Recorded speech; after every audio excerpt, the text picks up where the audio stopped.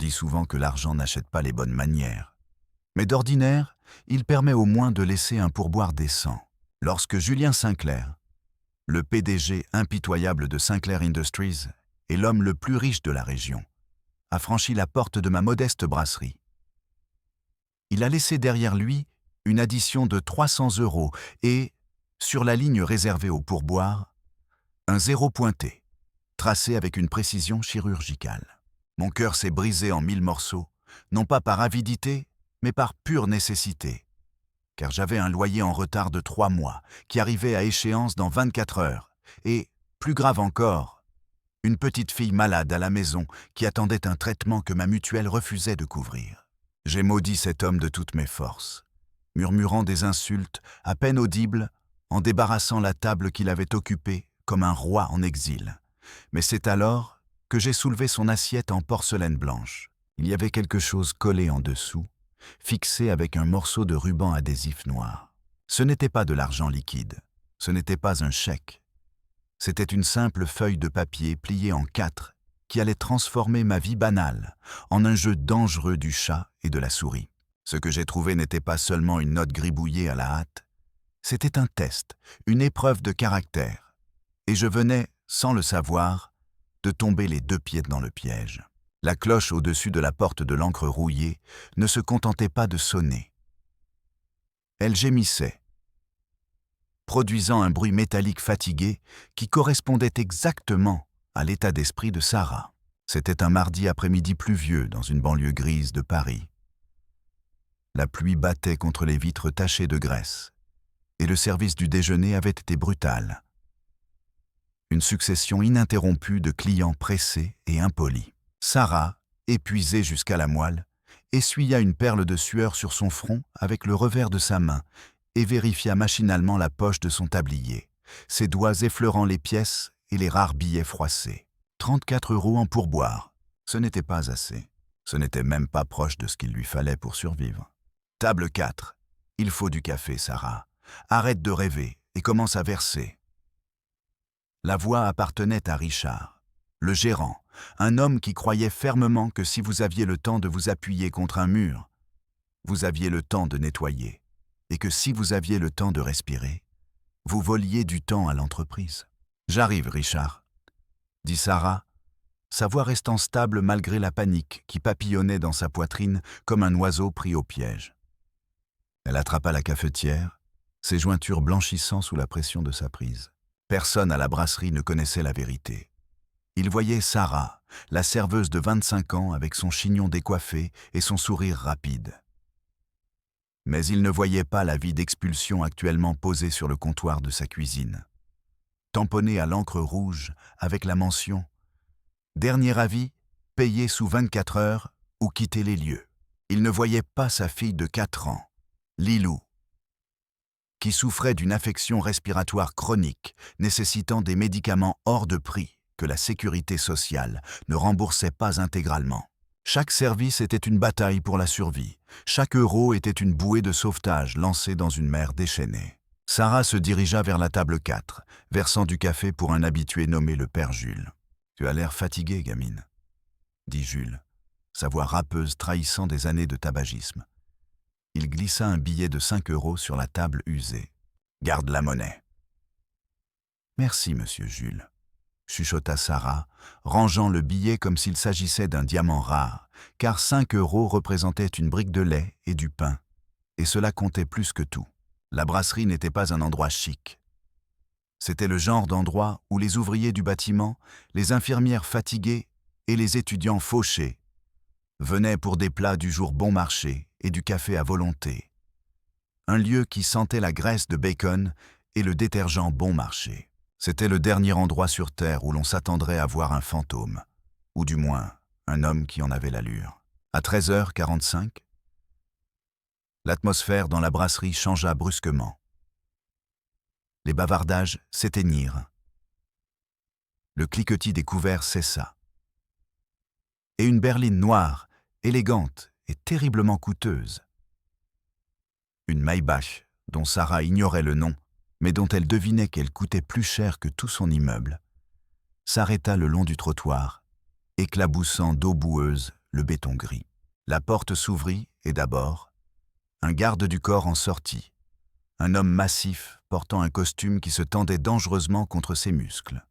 Une oreillette enroulée derrière son oreille. Il scanna la rue, puis les fenêtres de la brasserie, avant d'ouvrir la porte arrière avec une déférence militaire. Un homme en sortit, grand, portant un costume gris anthracite taillé sur mesure.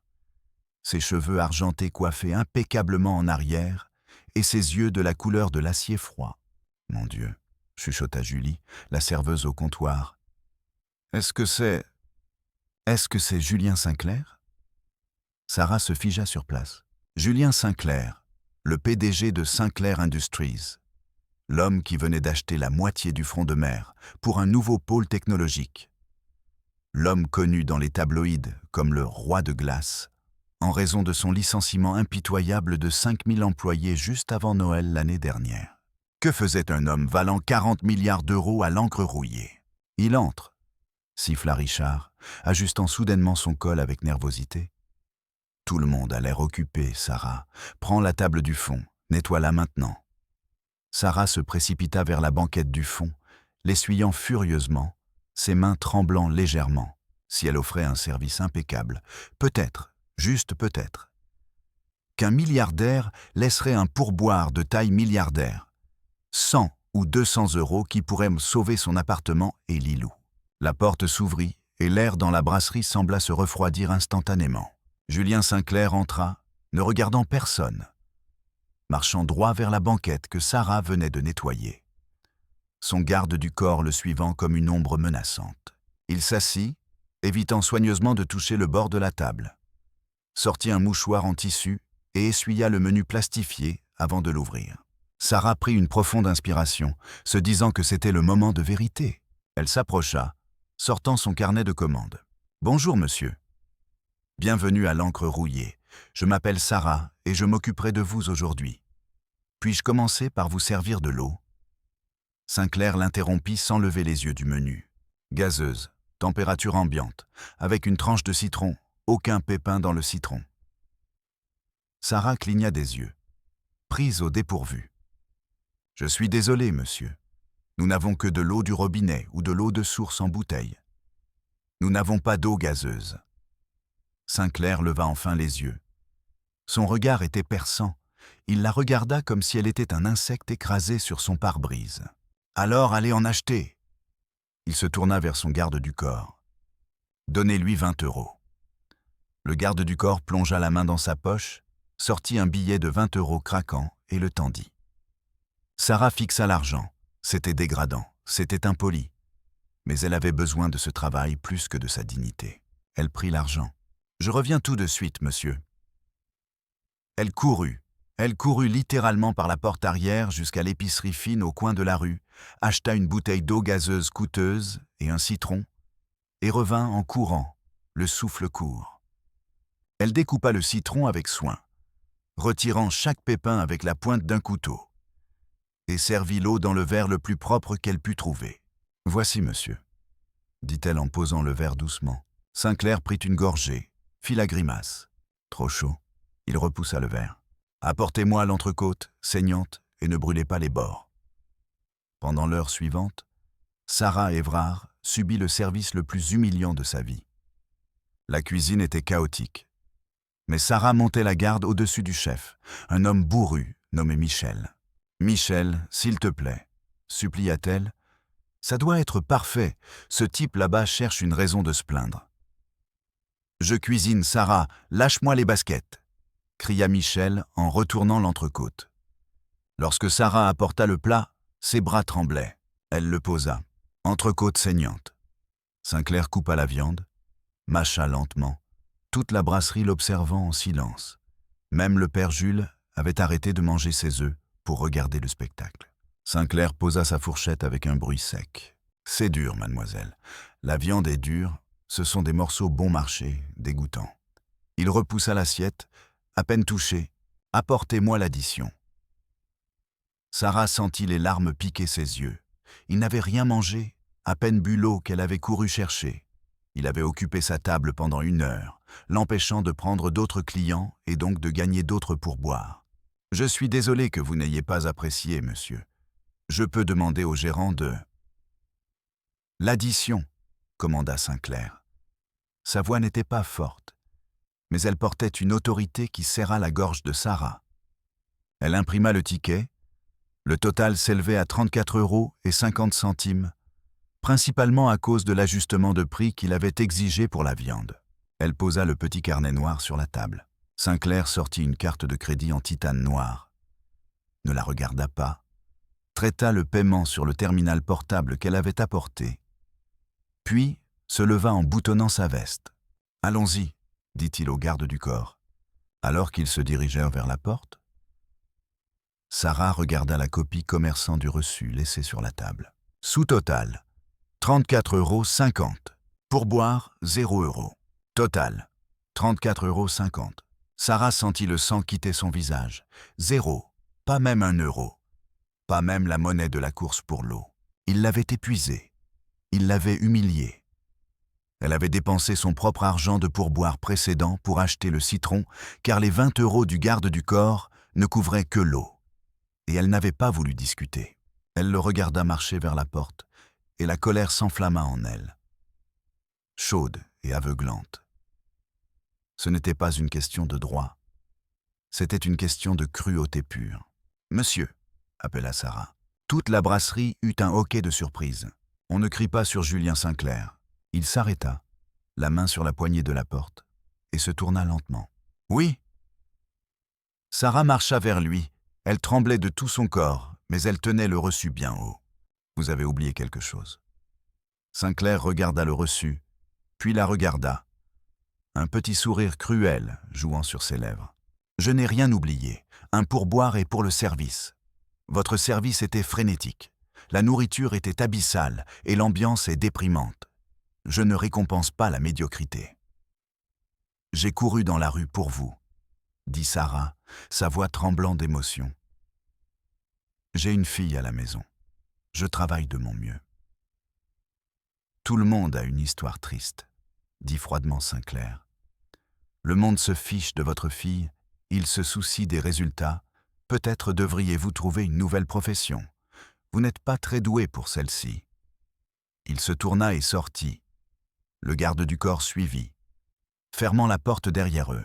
Le silence descendit sur la brasserie, lourd et oppressant.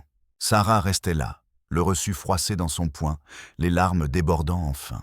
Elle se sentait petite, sans valeur. « Ne t'inquiète pas pour lui, Sarah, » dit doucement Julie en s'approchant derrière elle. « C'est un monstre, tout le monde le sait. »« J'avais besoin de cet argent, » chuchota Sarah. « J'en avais vraiment besoin. » Elle retourna à la table pour débarrasser les plats. Elle avait envie de balayer les assiettes sur le sol, de tout casser. Elle ramassa l'entrecôte intacte, elle ramassa le verre d'eau, puis elle souleva l'assiette principale. Son souffle se coupa. Collée au-dessous de l'assiette en céramique blanche, se trouvait une petite enveloppe couleur crème, faite d'un papier lourd et de haute qualité. Elle fronça les sourcils. L'avait-il laissée par accident? Non, elle était collée délibérément. Elle regarda autour d'elle. Richard était dans le bureau du fond. Les clients retournaient à leur repas. Sarah décolla le ruban adhésif et tint l'enveloppe. Sur le devant, d'une écriture élégante, étaient inscrits 2 mots. Pour Sarah. Il connaissait son nom. Il ne l'avait pas utilisé une seule fois, mais il le connaissait. Ses mains tremblant, elle déchira le seau. À l'intérieur, il n'y avait pas d'argent, pas de chèque de 1 000 €. C'était une simple fiche cartonnée, avec une note manuscrite et une carte-clé métallique. La note disait « Vous n'avez pas craché dans mon eau. Vous ne m'avez pas jeté l'entrecôte au visage. Et vous avez eu le courage de me confronter à la porte. Je ne paie pas pour la servitude, Sarah. Je paye pour le caractère. Vous êtes actuellement endetté. Spécifiquement de 4 500 € envers l'hôpital Saint-Louis et de 3 mois de loyer en retard. Je sais pour Lilou. Si vous voulez résoudre vos problèmes, soyez à cette adresse à 20 h précises ce soir. Ne soyez pas en retard. Venez seul. Peace. Apportez le verre d'eau. » Sarah fixa la note, le cœur battant à tout rompre. Il savait pour la dette hospitalière, il savait pour le loyer. Comment? C'était des informations privées. Ce n'était pas juste un milliardaire excentrique, c'était autre chose, c'était du harcèlement ou c'était une opportunité. Elle regarda l'adresse. C'était la tour Sinclair à la Défense, le penthouse. Elle regarda la carte clé. Elle était noire avec une puce dorée. Et puis elle regarda le verre d'eau encore posé sur son plateau. « Apportez le verre », chuchota-t-elle pour elle-même. Elle leva le verre vers la lumière. Au début, elle ne vit rien. Mais ensuite, en regardant à travers l'eau gazeuse et les tranches de citron, elle vit quelque chose gravé au fond du verre, à l'intérieur. C'était à peine visible, mais la réfraction de l'eau le magnifiait. C'était une série de chiffres, un code. Sarah sentit un frisson lui parcourir l'échine. Julien Sinclair n'était pas venu pour déjeuner. Il était venu pour elle. Mais pourquoi? « Sarah, table 6, hurla Richard. Sarah fourra la note et la carte clé dans son tablier. Elle attrapa le verre d'eau et au lieu de le mettre dans le bac à vaisselle sale, elle l'enveloppa dans une serviette et le fourra dans son sac sous le comptoir. Elle devait faire un choix. Rentrer chez elle, affronter l'expulsion et pleurer, ou aller dans la fosse aux lions et découvrir pourquoi l'homme le plus puissant de la ville jouait à des jeux avec une serveuse. Elle regarda la porte où la Maybach avait disparu. « Je serai là », murmura-t-elle. La tour Sinclair perçait la ligne d'horizon de Paris La Défense comme un éclat d'obsidienne noire, 80 étages d'acier et de verre. Une forteresse pour le 1% le plus riche. Debout à sa base, portant ses baskets usées et un imperméable qui avait perdu son imperméabilité il y a 2 ans, Sarah se sentait comme une fourmi regardant une botte. Il était 19h55. Elle marcha vers les portes tournantes. Un portier en uniforme qui coûtait plus cher que sa voiture se mit devant elle. Il ne dit pas un mot, il leva juste une main gantée, ses yeux scannant ses vêtements bon marché avec un mépris pratiqué. « L'entrée de service est à l'arrière », dit-il d'une voix monotone, regardant par-dessus son épaule un taxi qui passait. Le cœur de Sarah martelait contre ses côtes. Elle plongea la main dans sa poche, ses doigts effleurant le plastique froid et dur de la carte clé que Julien Sinclair lui avait laissée. Elle la sortit. La carte noire avec la puce dorée attrapa la lumière du lustre du hall. Les yeux du portier se fixèrent instantanément sur la carte. Son attitude changea du tout au tout, passant du mépris à une obéissance terrifiée. Cette carte était un passe-partout noir. Elle contournait la sécurité, elle contournait les questions. C'était le pouvoir sous forme physique. « Toutes mes excuses, madame », bégaya-t-il en s'écartant et en tenant la porte ouverte. « Par ici, s'il vous plaît. L'ascenseur privé est le dernier sur la gauche. » Sarah passa devant lui, la tête haute, bien que ses genoux fussent en coton. Le hall était silencieux et sentait le thé blanc et l'argent. Elle trouva l'ascenseur marqué « Accès privé ». Elle tapota la carte contre le lecteur et les portes glissèrent instantanément. Il n'y avait pas de bouton à l'intérieur, juste une seule destination. Penthouse. Alors que l'ascenseur montait en flèche, les oreilles de Sarah se bouchèrent. Elle serrait son sac contre elle. À l'intérieur, enveloppé dans la serviette, se trouvait le verre d'eau. Elle se sentait ridicule de transporter de la vaisselle sale dans l'appartement d'un milliardaire. Mais la note avait été spécifique. Ding. Les portes s'ouvrirent directement dans l'appartement. Si Sarah s'attendait à une maison douillette, elle avait tort. Le penthouse était caverneux. Les murs étaient en verre du sol au plafond, offrant une vue panoramique sur la ville trempée par la pluie en contrebas. Les sols étaient en béton poli. Il n'y avait presque pas de meubles, juste une longue table noire singulière au centre de la pièce, illuminée par un unique faisceau de lumière concentrée suspendu au plafond. Debout près de la fenêtre, regardant la tempête, se trouvait Julien Sinclair.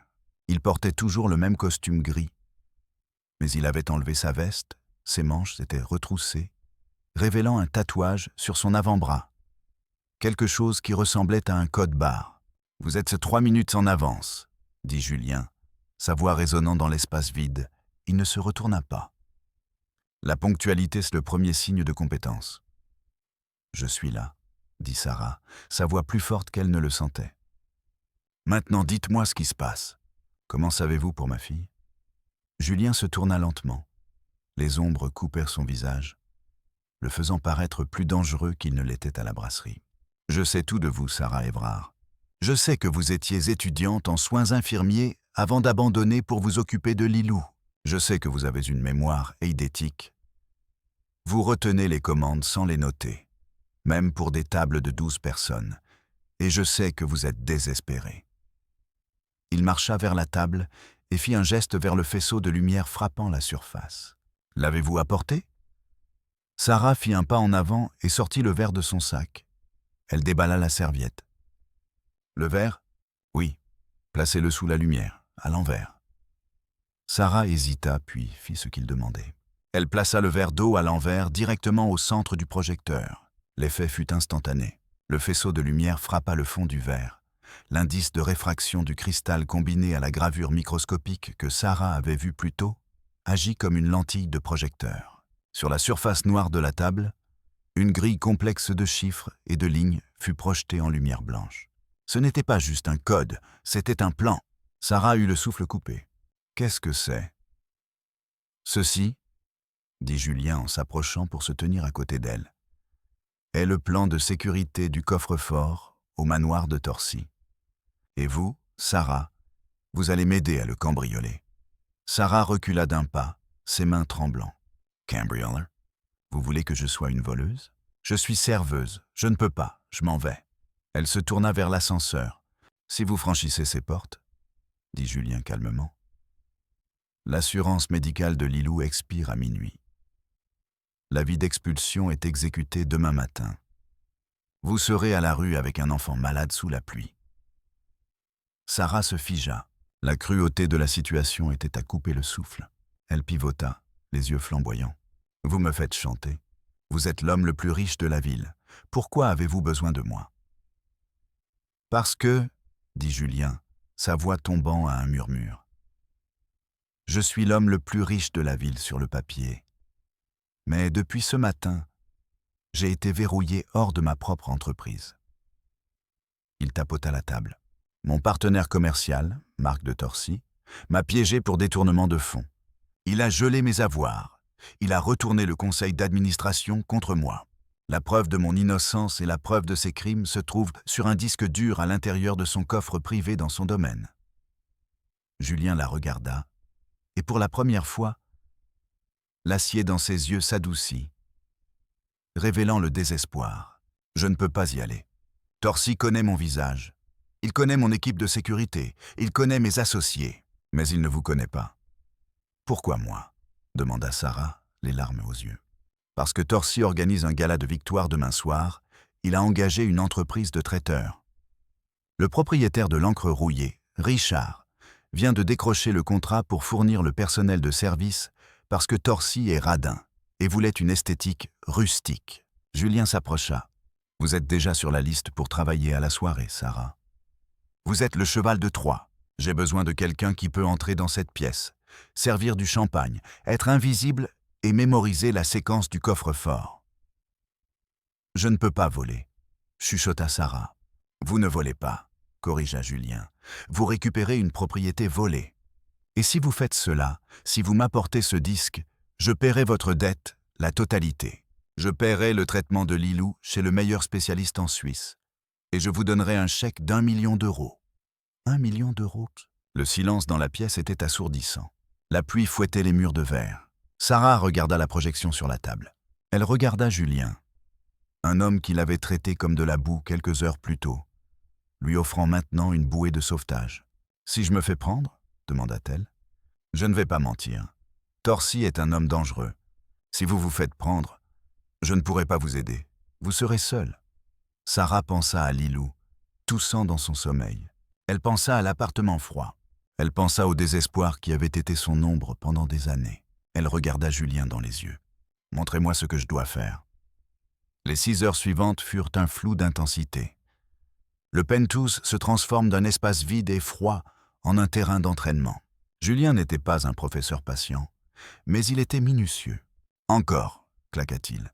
Sarah se tenait près de la table, tenant un plateau en argent, avec des livres lourds, empilés dessus pour simuler des bouteilles de champagne. « Bonsoir, monsieur de Torcy, du champagne ?»« Non. » Julien frappa sa main sur la table. « Vous avez établi un contact visuel. Vous êtes une serveuse, Sarah. Pour des hommes comme Marc de Torcy, vous êtes un meuble, vous êtes de l'air. Si vous le regardez dans les yeux, il vous voit. S'il vous voit, Il se souvient de vous. Vous regardez le nœud de sa cravate, vous regardez son verre vide, vous ne regardez jamais son visage. Sarah serra les dents, elle était épuisée. J'essaie. Essayez plus fort, votre vie en dépend. Ils passèrent en revue les plans projetés par le verre. Le coffre était caché dans le bureau de Torcy, derrière une peinture de chasse. Le pavé numérique change de configuration toutes les 10 secondes, expliqua Julien en pointant les chiffres changeants sur la projection. C'est un code roulant. Je peux vous donner l'algorithme, mais vous devez calculer le code d'entrée dans votre tête en temps réel. Je suis bonne en maths, dit Sarah défensivement. Êtes-vous bonne en maths pendant qu'un garde se tient à 3 mètres de vous, tenant une arme semi-automatique? Défia Julien. Il tira une chaise et s'assit en face d'elle. Testons ça. 45 fois 12 moins 150 divisé par 3. Allez, 130, répondit Sarah instantanément. Julien cligna des yeux. Il en lança un autre. Racine carrée de 144 fois 15 plus 20. 200. Julien se pencha en arrière, une lueur d'impression traversant son visage. Mémoire idétique et calcul rapide. Vous êtes gâchée dans cette brasserie, Sarah. Je n'avais pas le choix, dit-elle doucement. Lilou est tombée malade juste avant les examens finaux. J'ai dû abandonner. Après-demain, dit Julien, sa voix étonnamment douce. Vous aurez des choix. Il se leva et marcha vers une mallette en métal élégante dans le coin. L'ouvrit et sortit une petite oreillette, pas plus grosse qu'un grain de riz, et une paire de lunettes. Celles-ci ressemblent à des lunettes de lecture normale, dit-il en les lui tendant. Mais les montures ont une caméra haute résolution et un microphone. Je serai dans une camionnette à 2 kilomètres de là. Je verrai ce que vous voyez, je vous guiderai. Il lui tendit l'oreillette. Mettez ça, c'est à conduction osseuse. Personne ne m'entendra sauf vous. Sarah mit les lunettes. Elles étaient légèrement trop grandes, mais elles lui donnaient un air studieux. Une dernière chose, dit Julien. Il plongea la main dans sa poche et sortit une petite fiole de liquide clair. Qu'est-ce que c'est? Du poison? Demanda Sarah alarmée. Non, c'est un sédatif, très puissant. Torcy a un Rottweiler qui patrouille dans le couloir, à l'extérieur du bureau. Vous mélangez ça dans un steak cru. Sarah fixa la fiole. Je dois droguer un chien? Mieux vaut que le chien dorme plutôt qu'il ne vous arrache la gorge, dit Julien sombrement. Le soleil commençait à se lever sur la Seine, jetant une lumière grise et métallique dans le penthouse. La tempête était passée, mais la tension demeurait. Sarah ressentait une étrange transformation. Hier, elle n'était qu'une maman fatiguée essayant de payer son loyer. Aujourd'hui, elle était un agent dans une guerre corporative. La peur était toujours là, barattant son estomac, mais elle était dépassée par l'adrénaline. « Rentrez chez vous, » dit Julien. « Dormez 3 heures. Présentez-vous à la brasserie à midi. Richard prendra la camionnette pour le domaine. Agissez normalement, ne changez pas votre routine. » Sarah hocha la tête, rassembla son sac et marcha vers l'ascenseur. « Sarah !» appela Julien juste au moment où les portes se fermaient. Elle leva les yeux. « À la brasserie. Je n'essayais pas d'être cruel. Je devais voir si vous pouviez gérer la pression sans craquer. Vous n'avez pas craqué. »« J'ai failli, » admit Sarah. « Failli ne compte pas, » dit Julien. « Bonne chance. » Le manoir de Torcy faisait passer le penthouse de Saint-Clair pour un placard à balai. C'était un manoir gothique tentaculaire sur la rive nord, entouré de hautes grilles en fer et de haies manucurées qui semblaient pouvoir vous couper. Sarah était assise à l'arrière de la camionnette de traiteur, coincée entre des plateaux de cocktails aux crevettes et Richard, qui transpirait abondamment. « Grosse soirée, les gars, grosse soirée, » disait Richard. « Monsieur de Torcy est très particulier. Si vous faites tomber une fourchette, ne la ramassez pas, donnez simplement un coup de pied pour la mettre sous la table et prenez-en une nouvelle. Souriez mais ne parlez pas. » Sarah n'écoutait pas, elle ajustait les lunettes sur son nez. « Test, test. Sarah, vous m'entendez ?» La voix de Julien était claire dans sa tête, vibrant à travers son os de la mâchoire. Elle tapota son lobe d'oreille une fois, le signal pour oui. « Bien. Le flux de la caméra est en direct. Je vois ce que vous voyez. Vous approchez de l'entrée de service. La sécurité est stricte. Ils vont vous scanner avec un détecteur de métaux. L'oreillette est en plastique. Elle ne sonnera pas. Les lunettes sont en alliage standard. Elles ne déclencheront pas d'alarme, à moins qu'il ne regarde de près. La camionnette s'arrêta. Les portes arrière s'ouvrirent à la volée. Des gardes de sécurité en tenue tactique attendaient. Tout le monde dehors. Enline, sac sur la table. Sarah sortit, son cœur battant si fort qu'elle pensait que le microphone le capterait. Elle posa son sac sur la table. Un garde fouilla dedans. Il trouva son tablier, ses chaussures confortables et la petite fiole de liquide qu'elle avait cachée à l'intérieur d'un applicateur de tampons hygiéniques. Il fit une pause, tenant l'applicateur. Sarah arrêta de respirer. « Restez calme », chuchota la voix de Julien. « Il ne l'ouvrira pas. » Le garde le rejeta dans le sac. « Claire, suivant. » Sarah expira. Elle était dedans. La cuisine était une zone de guerre de chefs et de serveurs. Sarah se changea en son uniforme. Une robe noire impeccable avec un tablier blanc. Elle sécurisa l'oreillette et remit les lunettes. « Torcy est dans la salle de bal principale », instruisit Julien. « Vous devez faire un tour avec des boissons, établir votre présence, puis vous éclipser vers l'est.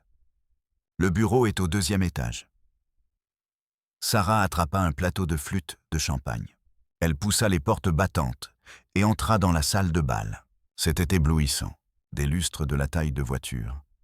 Des femmes dans des robes qui coûtaient plus cher que des maisons. Des hommes discutant de millions comme s'il s'agissait de menue monnaie. Et là, au centre de la pièce, tenant court, se trouvait Marc de Torcy. C'était un homme petit et trapu, avec un visage rouge et un rire qui ressemblait à un aboiement. Il tenait un verre de scotch entouré de flagorneurs. Sarah baissa la tête, se souvenant de l'entraînement de Julien. « Regardez la cravate ?» Elle se déplaça à travers la foule, offrant des boissons. « Champagne ? Champagne ?» Elle dériva plus près de Torcy. « Approchez-vous, » dit Julien. « J'ai besoin de voir à qui il parle. » Sarah manœuvra à travers la foule. Torcy parlait à un homme grand et mince, avec une cicatrice sur la joue. « Sinclair est fini, » disait Torcy, trinquant son verre contre celui de l'autre homme. « Le conseil vote demain matin. Une fois que je publierai les journaux falsifiés, il aura de la chance s'il ne va pas en prison. » « Et le disque ?» demanda l'homme cicatrisé. « En sécurité dans le coffre ?» Torcy rit. « Derrière le chasseur. »« Je l'ai !» grogna Julien dans son oreille. Il vient de confirmer l'emplacement. « Bougez, Sarah. Maintenant, c'est votre chance. Les discours vont commencer. Tout le monde sera distrait. » Sarah se tourna pour quitter le cercle, mais alors qu'elle le faisait, une femme dans une robe de bal massive la heurta. Le plateau vacilla. Un verre de champagne bascula, éclaboussant la robe de la femme. « Espèce d'idiote maladroite !» hurla la femme. La musique s'arrêta. La salle devint silencieuse. Marc de Torcy se retourna. Il regarda droit vers Sarah. Sarah se figea. Elle avait fait une scène. Elle était visible. Torcy plissa les yeux. Il s'approcha d'elle, envahissant son espace personnel. Il sentait le cigare et l'eau de Cologne coûteuse. « Je ne vous ai jamais vu avant, » dit Torcy, sa voix basse et soupçonneuse. Il regarda son visage, puis ses lunettes. Il tendit une main vers son visage. Ce sont des lunettes intéressantes pour une serveuse. Le sang de Sarah se glaça. « Avorté !» cria Julien dans son oreille. Il soupçonne sortait de là. Mais elle ne pouvait pas bouger. La main de Torcy était à quelques centimètres de son visage. Sur le point d'arracher les lunettes. Les lunettes qui transmettaient tout à Julien. S'il les prenait, il verrait la caméra, il saurait. Sarah avait une fraction de seconde pour réagir. Elle ne pouvait pas courir, les gardes étaient aux portes. Elle devait improviser. Elle fit la seule chose à laquelle elle pouvait penser. Elle laissa tomber le plateau entier de verre. Fracas. Le bruit du cristal se brisant fut explosif. Torcy sauta en arrière pour éviter les éclats. La distraction brisa sa concentration. « Je suis tellement désolée, je suis tellement maladroite !» cria Sarah, tombant à genoux pour ramasser le verre, se coupant délibérément le doigt. « Oh mon Dieu, je saigne !» La vue du sang fit reculer Torcy de dégoût. « Sortez-la d'ici !» aboya-t-il au maître d'hôtel. « Et nettoyez ce gâchis. »« Allez, allez !» siffla le maître d'hôtel, attrapant Sarah par le bras et la traînant vers la cuisine. Elle était en sécurité pour l'instant, mais elle avait été expulsée de la salle de bal. « C'était trop juste, » dit Julien, sa voix tendue. « Mais vous êtes dans le couloir de service maintenant. L'escalier de service vers le 2e étage est à votre gauche. Prenez-le. » Le chien attend. Sarah enroula une serviette autour de son doigt qui saignait. Elle ne tremblait plus. Elle était en colère. Elle se dirigea vers la cage d'escalier. C'était l'heure de la chasse. L'escalier de service était étroit, sentant légèrement le cirage au citron et la poussière. Sarah se déplaçait en chaussettes, ayant glissé ses chaussures sur le palier pour rendre ses pas silencieux.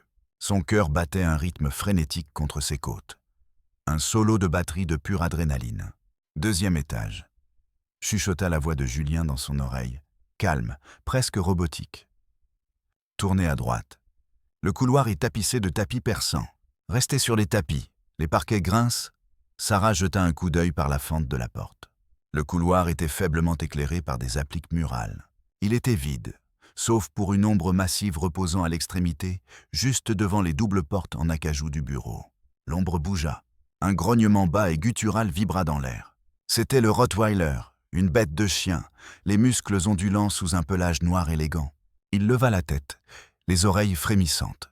Il l'avait senti. « C'est Brutus », dit Julien. « Il est entraîné pour attaquer à vue. Avez-vous la viande ?» La main de Sarah tremblait alors qu'elle plongeait dans la poche de son tablier. Elle sortit le sac plastique contenant le filet mignon cru, injecté avec le puissant sédatif que Julien lui avait donné. Le chien se leva. Il n'aboya pas. Il la fixe juste. Un prédateur verrouillant sa proie.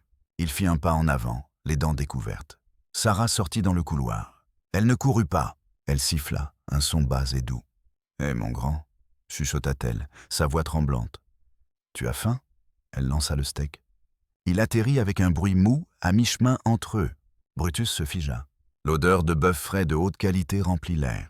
Son entraînement luttait contre son instinct. L'instinct gagna. Il se jeta sur la viande, l'engloutissant en 2 bouchées. Sarah pressa son dos contre le mur, comptant les secondes. 1, 2, 3. Le chien se lécha les babines. Il regarda Sarah à nouveau, grognant. Il fit un pas vers elle. La drogue n'avait pas fonctionné. « Julien » siffla Sarah. « Ça ne marche pas. »« Attendez » commanda Julien. Brutus fit un autre pas puis trébucha. Ses pattes arrière lâchèrent. Il secoua sa tête massive, confus. Un faible gémissement s'échappa de sa gorge. Lentement, lourdement, le chien s'effondra sur le tapis, laissant échapper un long soupir ronflant. Sarah laissa échapper un souffle qu'elle ne savait pas qu'elle retenait. Elle passa sur la pointe des pieds devant le géant endormi, enjambant ses pattes, et atteignit les portes du bureau. Elle tourna la poignée. « Verrouillée. La carte clé », lui rappela Julien. Elle fit glisser la carte noire. La serrure cliqueta et s'ouvrit. Elle se glissa à l'intérieur et referma doucement la porte. Le bureau était un chef-d'œuvre de vieille fortune, des livres reliés en cuir, une cheminée avec des braises mourantes et une peinture à l'huile massive au-dessus du manteau de la cheminée, représentant une chasse au renard. « Derrière la peinture ?» dit Julien. « Bougez-la. » Sarah grimpa sur le foyer.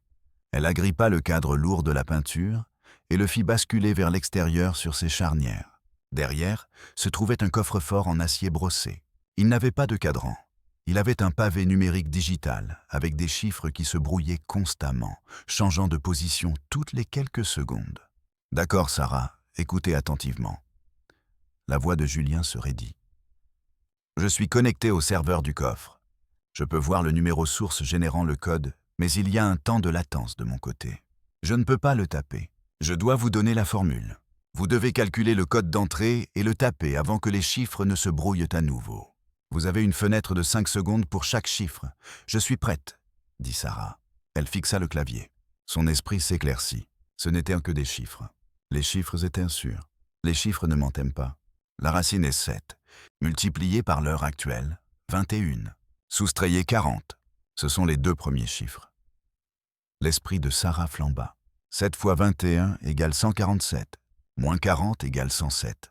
107, murmura Sarah. Non, attendez, ça nécessite 2 chiffres. Est-ce 07 ou 10 ? Les 2 derniers chiffres du résultat, claqua Julien. Sarah pressa 0 puis 7. La lumière clignota en vert. Première étape franchie. Suivant. Racine cubique de 512, multiplié par 9. Inversez le résultat. Racine cubique de 512 est 8. 8 fois 9 égale 72. L'inverse est 27. Sarah pressa 2 puis 7. Lumière verte. Dernier, le plus difficile. Le code se brouille dans 3 secondes. Nombre premier le plus proche de 90 sans dépasser. Soustrayez le nombre de touches sur le pavé. 10. Ajoutez 5. Premier le plus proche de 90 et 89. 89 moins 10 égale 79. Plus 5 égale 84. Le doigt de Sarah plana. Les chiffres sur l'écran commençaient à devenir flous, prêts à se réinitialiser. Elle pressa 8 puis 4. Clic. La lourde porte en acier du coffre siffla et s'ouvrit. À l'intérieur, posé sur un coussin de velours, se trouvait un unique disque dur argenté. « Je l'ai », chuchota Sarah, attrapant le disque métallique froid. « J'ai le disque. »« Excellent », dit Julien. Et pour la première fois, elle entendit du soulagement dans sa voix. « Maintenant sortez. Prenez la fenêtre. Il y a un treillis qui mène au jardin. Richard attend dans la camionnette à la porte nord. » Sarah fourra le disque dans son soutien-gorge, l'endroit le plus sûr auquel elle pouvait penser. Elle se tourna vers la fenêtre. Soudain, les lumières dans le bureau s'allumèrent, de manière aveuglante. « Je ne ferais pas ça si j'étais vous », tonna une voix grave.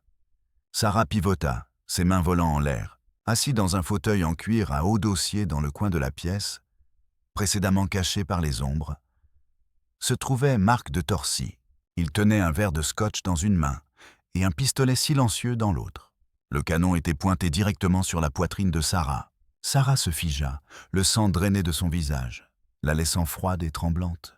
L'oreillette devint silencieuse. « Julien » chuchota-t-elle. « De la friture. » Marc de Torcy se leva lentement. Il était plus petit qu'il n'en avait l'air à la télévision, mais sa présence remplissait la pièce d'une malveillance suffocante. Il prit une gorgée de son scotch, les yeux pétillants d'un amusement cruel. « Julien ne peut pas vous entendre, ma chère, » dit Torcy doucement. « J'ai activé le brouilleur au moment où vous avez ouvert le coffre. Il écoute actuellement du bruit blanc. » Il marcha vers elle, l'arme ne vacillant jamais. « Vous êtes vraiment très brillante avec les chiffres. » J'écoutais. Une arithmétique mentale impressionnante. Un gaspillage de talent, vraiment. Servir des crêpes? J'ai fait une erreur, bégaya Sarah, reculant jusqu'à ce qu'elle heurte le bureau. Je cherchais juste les toilettes. Torcy rit, un son aboyant et dur. Les toilettes à l'intérieur de mon coffre-fort mural? S'il vous plaît, n'insultez pas mon intelligence. Vous êtes le petit projet favori de Julien Sinclair. Sarah Évrard, 25 ans, fille Lilou, 4 ans. Fibrose kystique. Le traitement coûte environ 10 000 par mois. Le souffle de Sarah se coupa. Comment savez-vous cela? Parce que Julien me l'a dit, dit Torcy. Le monde s'arrêta. Quoi? Chuchota Sarah. Torcy eut un sourire suffisant. Il baissa légèrement l'arme, sentant qu'il avait le contrôle total. Pensiez-vous vraiment que vous étiez entré par effraction ici? Pensiez-vous vraiment qu'une serveuse pouvait contourner une sécurité de pointe, droguer un chien d'attaque entraîné et craquer un code de cryptage roulant sans que je ne le permette? Il s'approcha, sa voix tombant à un murmure conspirateur. Vous étiez la distraction, Sarah. Sarah secoua la tête. Non, il essaie de vous exposer. Vous l'avez piégé. Nous nous sommes piégés l'un l'autre, rugit Torcy, soudainement en colère. C'est le business. Mais ce soir était un échange. Torcy tendit la main et pointa l'endroit sur sa poitrine où le disque dur était caché. Julien m'a appelé il y a 1 heure. Il m'a proposé un marché. Il a dit qu'il enverrait un leurre dans ma maison pour voler le disque factice, celui que vous avez en ce moment, pendant que mon équipe de sécurité était concentrée sur vous, concentrée sur l'alarme interne que vous avez déclenchée au moment où vous avez marché sur le tapis dans le couloir. La véritable équipe de Julien est en train de faire une descente dans mon centre de données offshore aux îles Caïmans. Torcy sourit cruellement. Il vous a sacrifié, Sarah. Il vous a envoyé ici pour être attrapé, pour être l'objet brillant qui gardait mes yeux loin du vrai prix. Vous allez en prison pour espionnage industriel et cambriolage. La peine minimale est de 15 ans. Et Julien, il boira du champagne, ayant réussi à voler ma liste de clients. Les larmes coulaient sur le visage de Sarah. Cela avait du sens. Cela avait un sens horrible et parfait. C'est pourquoi Julien l'avait choisi. Quelqu'un de sacrifiable. Quelqu'un de désespéré. Une personne sans importance. Il a promis de sauver ma fille, sanglota Sarah. Il a menti, dit Torcy sans cœur. Les hommes riches mentent, Sarah. Les femmes pauvres paient. C'est la loi du monde. Torcy sortit son téléphone. J'appelle la police. À moins que... Il fit une pause. Sarah leva les yeux, essuyant ses larmes. À moins que quoi? Torcy la regarda, ses yeux évaluant la situation. À moins que vous ne vouliez de la vengeance et de l'argent. Du vrai argent. Il retourna à son bureau et se versa un autre verre. Julien pense qu'il a gagné. Il pense que vous allez juste aller en prison tranquillement. Mais vous avez quelque chose dont il a besoin. Cette oreillette. Elle enregistre toujours, même s'il ne peut pas transmettre. Torcy se tourna vers elle. Travaillez pour moi. Témoignez que Julien vous a forcé à faire cela. Dites à la police qu'il a kidnappé votre fille. Détruisez-le. Si vous le faites, je paierai le traitement de votre fille à vie et je vous donnerai 5 millions d'euros. Sarah restait là, la pièce tournant autour d'elle. 2 milliardaires, 2 monstres, offrant tous deux le monde, et tous deux prêts à l'écraser instantanément. Elle toucha l'oreillette. Elle toucha le disque dans sa robe. Elle regarda Torcy. Il avait l'air suffisant, certain de sa victoire. Il pensait l'avoir brisé. Mais Sarah Évrard était une mère qui avait regardé son enfant se battre pour respirer pendant 4 ans. Elle savait ce qu'était la douleur, et elle savait quand quelqu'un mentait. Torcy disait que le disque était un faux, un leurre. Si c'était un faux, pourquoi pointait-il une arme sur elle 1 minute auparavant? Pourquoi négociait-il? Si elle n'était qu'une distraction et que le disque était sans valeur, il l'aurait simplement livré aux flics. Il avait peur. Le disque était réel, et l'histoire de la distraction était le mensonge. Les yeux de Sarah se durcirent. Elle n'était pas un pion. Elle était une reine déguisée. 5 millions? Demanda Sarah, sa voix se stabilisant. Cash, dit Torcy. D'accord, dit Sarah. Elle tendit la main pour prendre le disque. Je vais vous le donner. Elle sortit le carré argenté. Les yeux de Torcy s'écarquillèrent de cupidité. Il tendit la main pour le prendre. Tenez, dit Sarah. Elle lança le disque, mais elle ne le lança pas vers lui. Elle le lança dans la cheminée. Non, hurla Torcy, plongeant vers le feu. Le disque atterrit dans les braises. Mais alors que Torcy plongeait, Sarah attrapa la lourde carafe en cristal de scotch sur le bureau et la balança de toutes ses forces. Crac! Le verre lourd connecta avec l'arrière de la tête de Torcy. Il s'effondra sur le sol, inconscient. Sarah se tenait au-dessus de lui, respirant fort. Elle regarda la cheminée. Elle n'avait pas jeté le vrai disque. Elle avait jeté un étui à cigarette en argent qui était posé sur le bureau. Elle avait escamoté le vrai disque dans sa main gauche. Un truc qu'elle avait appris pour cacher les pourboires du gérant. Elle avait toujours le disque. Soudain, son oreillette craqua et revint à la vie. Le brouilleur devait être sur la personne de Torcy ou peut-être sur le bureau qu'elle venait de percuter en attrapant la carafe. Elle fracassa le petit boîtier noir à côté de la lampe pour être sûre. Sarah. Sarah, rapport. La voix de Julien traversa, frénétique. J'ai perdu votre flux. Êtes-vous d'accord? Je pars, dit Sarah, sa voix glaciale. Mais nous devons parler, Julien. À propos de qui manipule qui? Que s'est-il passé? Torcy est à terre? J'ai le disque? Mais si vous m'avez menti, Julien, si vous m'avez utilisé... Allez sur le toit, interrompit Julien, sa voix urgente. La police est au portail principal. Torcy les a appelés il y a 10 minutes. Richard ne peut pas vous atteindre. J'arrive. Vous? Je suis dans l'hélicoptère. Je suis à 2 minutes. Allez sur le toit maintenant. Sarah regarda le corps inconscient de Marc de Torcy. Elle regarda la fenêtre. Les sirènes hurlaient au loin, de plus en plus fort. Elle attrapa l'arme au sol. Elle ne savait pas comment l'utiliser, mais elle ne la laisserait pas pour Torcy. Elle courut vers la porte. Elle avait la preuve. Elle avait le levier. Maintenant, elle devait juste survivre à l'extraction. La porte menant au toit s'ouvrit à la volée, claquant contre le mur de briques avec un bruit assourdissant. Sarah trébucha dans la nuit chaotique. Le vent là-haut était féroce, fouettant ses cheveux contre son visage et piquant ses yeux. En bas, le hurlement des sirènes avait convergé en une seule alarme hurlante. Des lumières bleues et rouges se reflétaient sur les nuages bas, transformant la brume en un violet échimotique. Sarah agrippa l'arme d'une main et le disque dur de l'autre. Elle scanna le ciel. Rien, juste l'obscurité et le vent. « Julien !» cria-t-elle, sa voix emportée par la bourrasque. « Où êtes-vous » Elle courut vers le bord du toit. En bas, elle vit les équipes du SWAT enfoncer le portail principal. Ils étaient à quelques secondes de la maison. S'ils trouvaient Torcy inconscient, ils verrouilleraient le bâtiment. Elle serait piégée. Torcy avait-il raison? Était-ce la trahison finale? Était-elle debout sur un toit, attendant un sauveur qui était déjà à mi-chemin des îles Caïmans? Thump, thump, thump. Un battement rythmique coupa à travers le vent. Il devint plus fort, vibrant dans sa poitrine. Soudain, une forme noire massive s'éleva de derrière la ligne d'arbres. L'hélicoptère, élégant et sombre comme un oiseau prédateur, vira brusquement et fit du surplace au-dessus du toit. Le projecteur s'alluma, aveuglant Sarah un instant. La porte latérale glissa. Julien Sinclair se penchait au dehors, sécurisé par un harnais. Il ne portait plus sa veste de costume. Sa chemise blanche était fouettée par le vent, et il avait l'air terrifié. Il jeta une échelle de corde. Elle dansait follement dans le vent. « Attrapez-la » hurla Julien par-dessus le rugissement des rotors.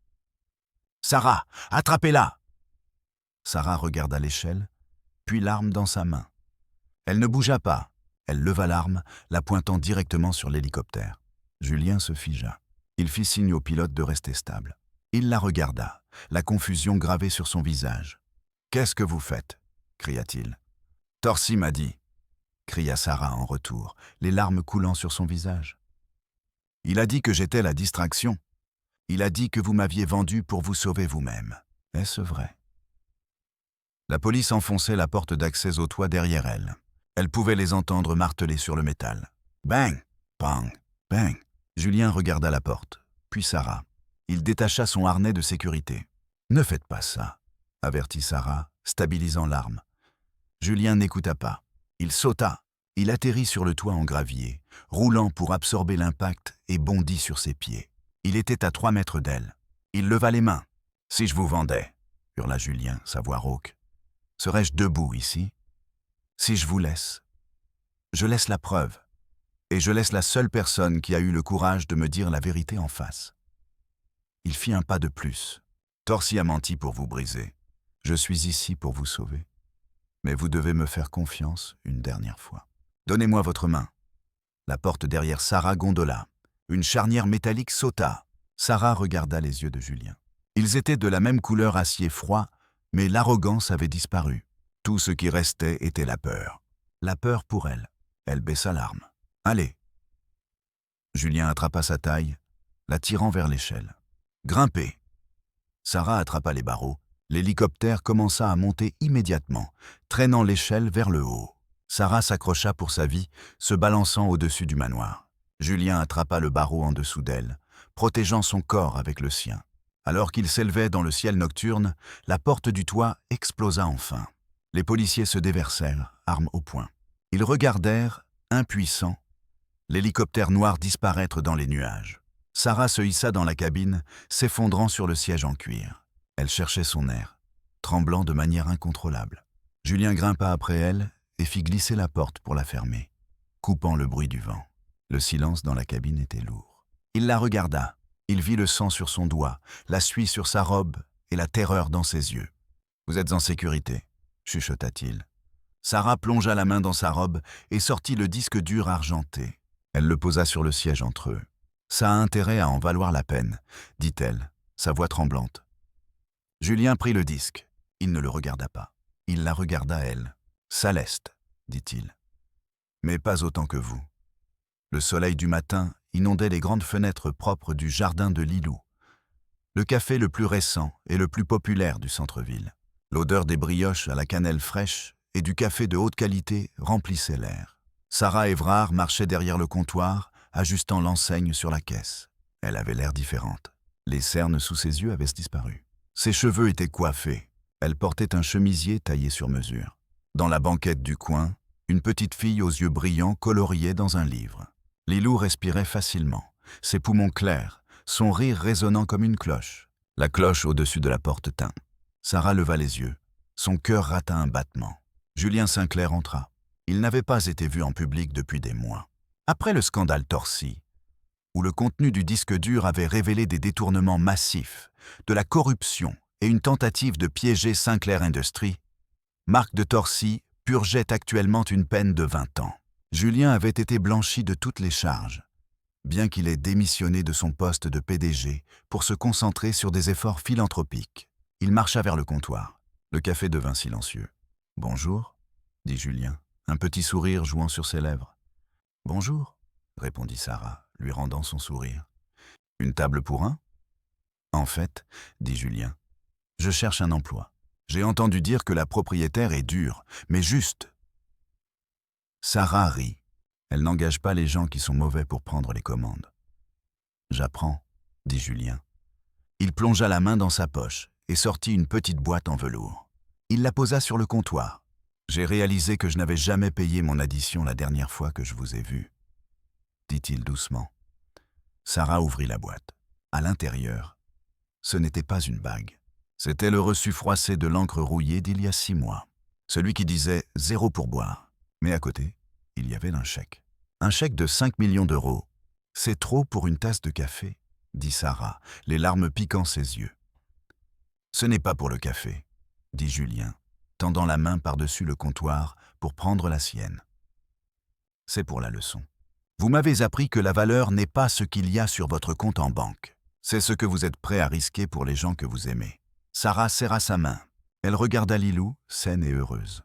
Elle regarda le café qu'elle possédait et elle regarda l'homme qui avait commencé comme un cauchemar et fini comme son sauveur. « Asseyez-vous, Julien, » dit Sarah, attrapant une cafetière. « Celui-ci est offert par la maison.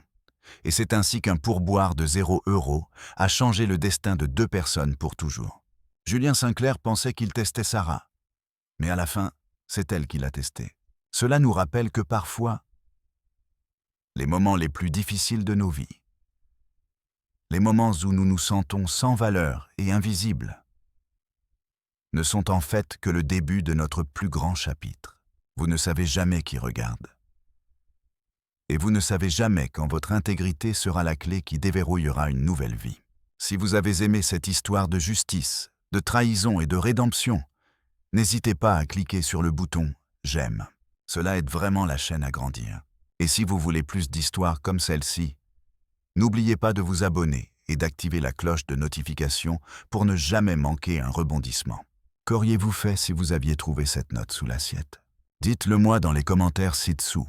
Merci d'avoir regardé et à la prochaine.